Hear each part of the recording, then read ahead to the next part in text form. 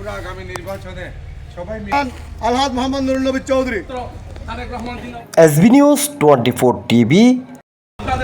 আমি আমার বক্তব্য সংক্ষিপ্ত করছি। আসসালামু আলাইকুম। বাংলাদেশ জাতীয়তাবাদী দল জিন্দাবাদ।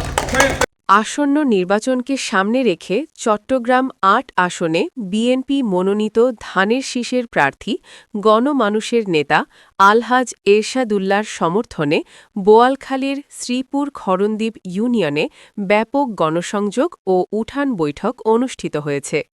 শনিবার ২৭ ডিসেম্বর বিকেলে শ্রীপুর ৫ নং ওয়ার্ডের স্থানীয় একটি মাঠে এই উঠান বৈঠক ও ভোটকেন্দ্র কমিটি গঠন সভা অনুষ্ঠিত হয়। সভায় এলাকার সর্বস্তরের মানুষের স্বতঃস্ফূর্ত অংশগ্রহণ লক্ষ্য করা গেছে। শ্রীপুর খরণদ্বীপ ইউনিয়ন বিএনপির সাবেক যুগ্ম আহ্বায়ক ও প্যানেল চেয়ারম্যান মোহাম্মদ হাসান চৌধুরীর সভাপতিত্বে অনুষ্ঠানে প্রধান অতিথি হিসেবে উপস্থিত ছিলেন বোয়ালখালী উপজেলা বিএনপির সাবেক সভাপতি, চট্টগ্রাম দক্ষিণ জেলা বিএনপির যুগ্ম আহ্বায়ক ও সাবেক সফল চেয়ারম্যান আলহাজ আজিজুল হক। এতে প্রধান বক্তা হিসেবে জোরালো বক্তব্য রাখেন বোয়ালখালী উপজেলা বিএনপির সাবেক সিনিয়র যুগ্ম আহ্বায়ক আলহাজ মোহাম্মদ নুরুন নবী চৌধুরী।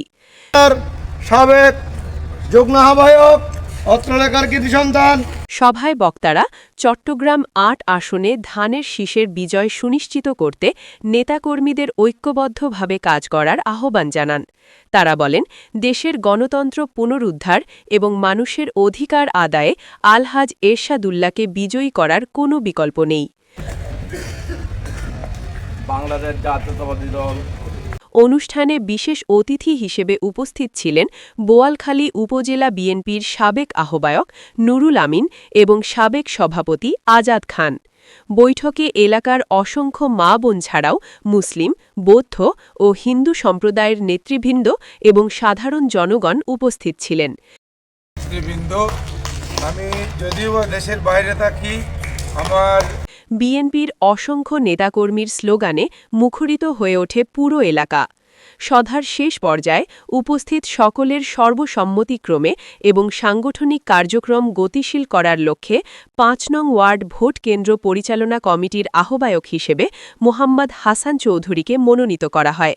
নবগঠিত কমিটির নেতৃবৃন্দ ধানের শীষের বিজয়ে নিরলসভাবে কাজ করার অঙ্গীকার ব্যক্ত করেন। SB news 24, Boalkhali, Chittagong. আমি আমার বক্তব্য সংক্ষিপ্ত করছি। আসসালামু আলাইকুম। বাংলাদেশ জাতীয়তাবাদী দল জিন্দাবাদ। শহীদ প্রেসিডেন্ট